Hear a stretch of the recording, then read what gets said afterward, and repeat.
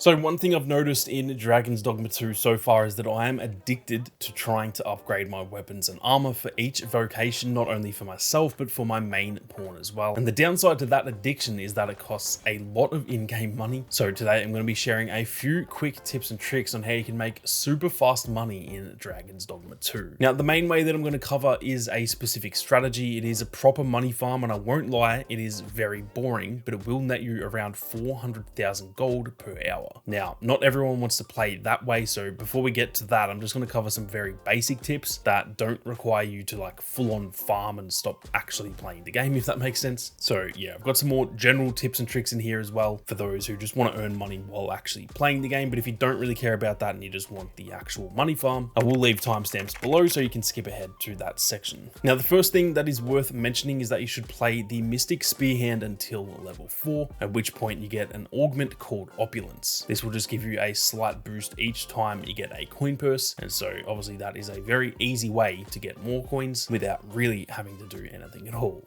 Now, the next tip is super boring, but I just have to say it since it is one of the most effective ways to earn money in this game. Simply do quests. Whether they're the main quests or the side quests, it doesn't really matter. As boring as that sounds, it is still one of the most effective ways to do this. You pretty much get paid after every single quest that you do, and some of them do offer quite a bit of money. One quest that I'll point out is this quest with Glindweir, who you can find here on the map. He's right next to the vendors here in Vernworth. Now, why it's worth doing this quest is that he actually takes you to the Elven City. He'll also award you with 16,000 gold after only 2 quests, as well as getting an extra port crystal, which will actually help a hell of a lot for later on in this video as well. So definitely do that side quest. It is worth it for so many reasons. And speaking of port crystals, I've got a video coming in the next few days on how to get every single port crystal in the game. So if you guys don't want to miss out on that, be sure to subscribe with those notifications on. Now, another basic tip as to how you can earn a little bit more money is essentially selling the right items in the right areas of the map. Now, each of these 3 items, the Jasper, the Tiger Eyes, and the Onyx, can be sold for about 3 times the amount if you sell them in the right place. It says their place in the description of the item. So for example, the Jasper can be sold in Batal for 3 times the amount in Vermont. The Onyx can be sold in Vermont for 3 times the amount that you would get anywhere else. And so instead of selling for about 800 or so, you can sell these for about 2,500 gold. And obviously that all adds up. You can find a fair amount of these throughout the world. And if you're selling the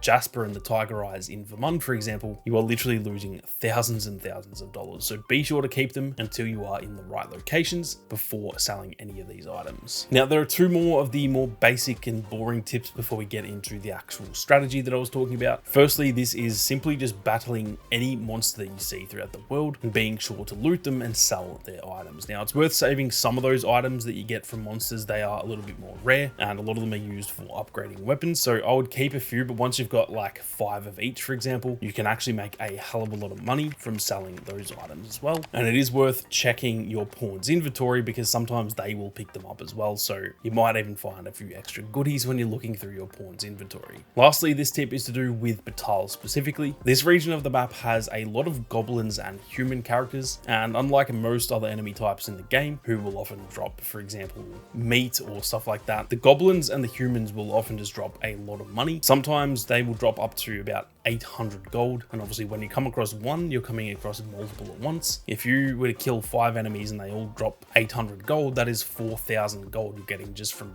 looting dead bodies. So this is kind of what I was saying earlier. This doesn't really stop you playing the game properly. You're going to get XP while doing this. It's also just fun to get into these encounters. So an easy way to make a lot of money is just to go to Batal and just roam around trying to kill goblins and humans, and they will definitely drop a hell of a lot of money for you. Now, lastly, this brings us to the actual strategy that I talked about before, and it is kind of the point of this whole video. If you do this properly and fast enough, you can genuinely make about 400,000 gold per hour. But again, keep in mind this is very boring and it's going to kind of stop you playing the game that you probably want to play. So it's worth like chucking on a podcast or watching some sport in the background or something like that, because it is definitely very, very boring. What you need to do is you want to head to this store in Melve. For those who don't know, you can access Melve by the ox cart at the main gate of Vernworth. Once you're here, this is what what you need to do. You want to buy 5 apples and 5 grapes from this dude. Then you want to head to the bench outside, sit and doze off until the next day. It'll take 4 times dozing off, which you can just spam, and it happens fairly quick. Once it is the next day, you want to stand up, go back, rinse and repeat. So buy 5 more apples and 5 more grapes, go back to the bench, sit and wait until the next day. Once it is the next day, go back, rinse and repeat again. And after that, you'll now have 15 apples and 15 grapes. This is where it starts to change moving forward though. All you need to know is that after 3 days of carrying fruit, it changes into a ripened version of that fruit, and these actually cost more. It'll stay ripe for 2 days, but after that it goes rotten, and it will then sell for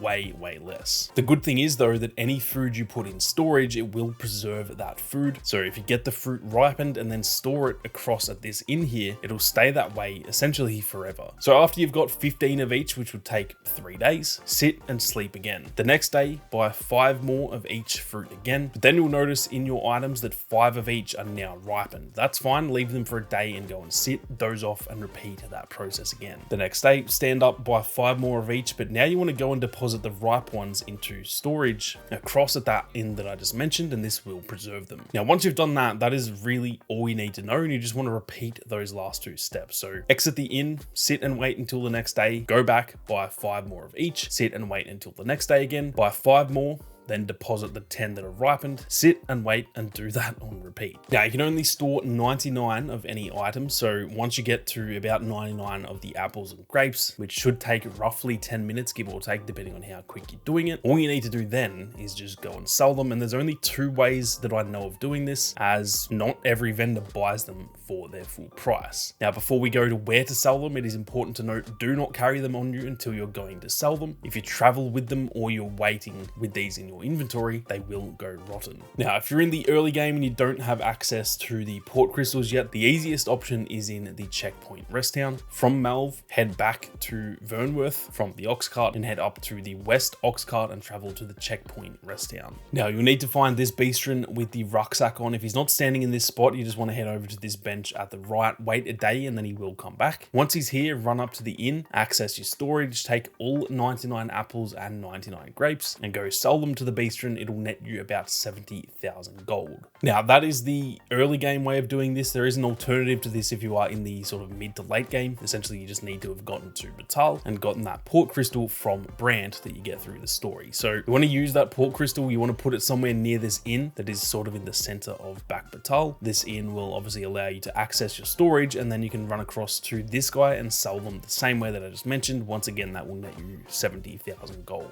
Now, with the port crystal method though, especially if you have 2, which like I said earlier, you can get one from the Glindaweir quest. Once you've got 2 of these, you can just place the other one in Malv, so then you have direct travel between the area you want to do the food trick and Back Batal. Now, that way genuinely takes about 10 minutes to do the full 99 items. Like I said, that is about 70 grand every 10 minutes, which is about 420,000 per hour, maybe 400,000 when you account for the travel and load time and stuff. But as you can see, that is a very quick way of making a hell of a lot of money. The checkpoint rest town method is of course a little bit slower, but it is still very effective for those in the early game, and hell, even in the late game, it will actually save you the fairy stones too, so that is still a very viable option. So that is how you can make a hell of a lot of money in Dragon's Dogma 2. Now, speaking of the fairy stones, the next video on the channel is going to be to do with getting more fairy stones, as well as unlimited wake stones and plenty more goodies in Vernworth, so keep your eyes peeled for that video. But with that being said, hopefully this video helped you guys out. Thank you all very much for watching. You guys have a great day, and I'll catch you all in the next one.